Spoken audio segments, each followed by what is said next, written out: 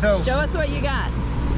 So in this machine, we can manipulate length, width, and weight. So so we use an air system to pull out lightweight stuff. We use a length grader to get the longer length stuff that we don't want. And then we use a set of screens to manipulate size. And then we do the air a second time. So this is the clean in the end. This is what's coming off that #1 aspirator. And as you can see, it's mostly just trash. So, so then we go to the length grader, and that gets the longer stuff that we don't want. In this in particular, we've got a little bit of jointed goat grass, which is a bad weed, but it's longer than a wheat seed.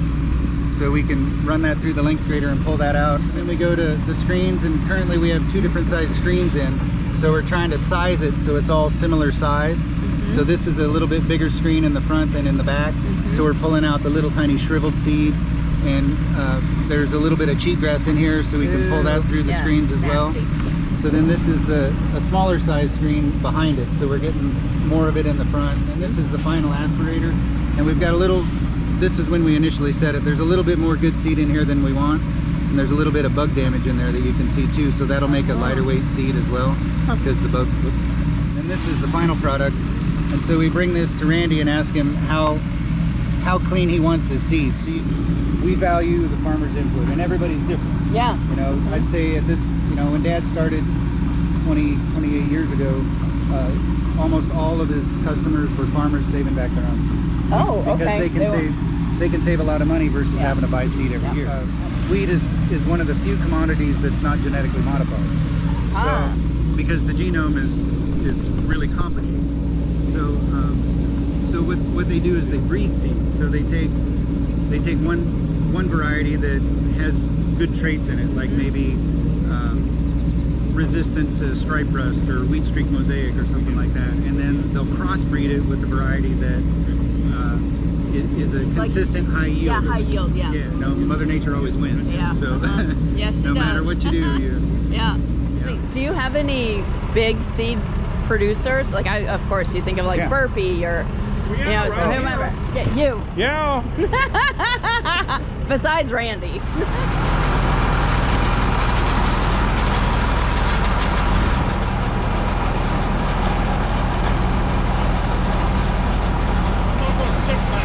Yeah, no.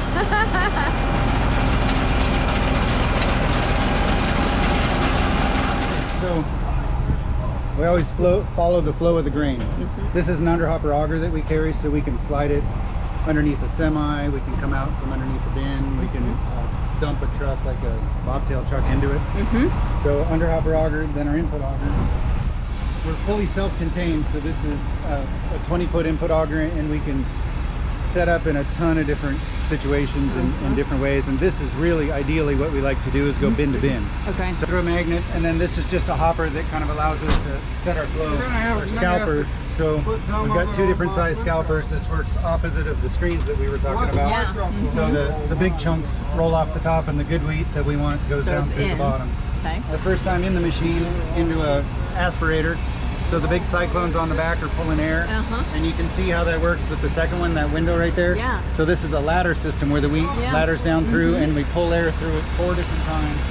So this is trying to get the trash out on the front end. The indented cylinders that we were talking about, and then the trough in the middle. So the long stuff goes along the bottom, and the wheat gets picked up by those indents. Wow. And this is a unique system my dad designed. The original machine would just run it through these top ones, so we're just splitting the grain 4 ways to gain capacity. So this is our screen box, and we carry a full complement of screens of different sizes so that we can help size it to the wheat. This is originally an Australian design that Dad has improved. So there's impellers on the inside, and they run twice as fast as the screens, so that they help keep the wheat out against the screen. So this is opposite of scalping, where the wheat we want stays inside, and the little tiny small shriveled stuff that we don't want comes out. And then we also have a cyclone on this, so there's a big plenum on the back of this machine, and there's a slot right parallel on the back side, and it's helping pull cheatgrass and stuff through it. So that an additional feature there. And then we have these scrapers that help keep them from blanking. So then once we get here, the other side of the machine, all the elevators are chain and paddles, like in a combine. So it's a metal chain that runs, and then a rubber paddle. Okay. And the problem with that is that you can get wheat caught in in the drive of it and smash and crack it. Once we get here, the wheat's pretty clean at this point. So we go to a rubber cleated belt. So it's a big rubber belt with paddles on it. And then there's no way to smash and crack it in there. Smart. So then we elevate it again into another aspirator, our last chance to get it out. So we pull air through it 4 more times, and then elevate it the last time, and then that's our weigh scale. So we're weighing the clean bushels.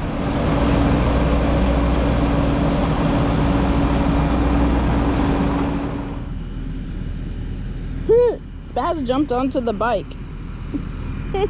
Spaz! Do you want to ride the Honda? You do.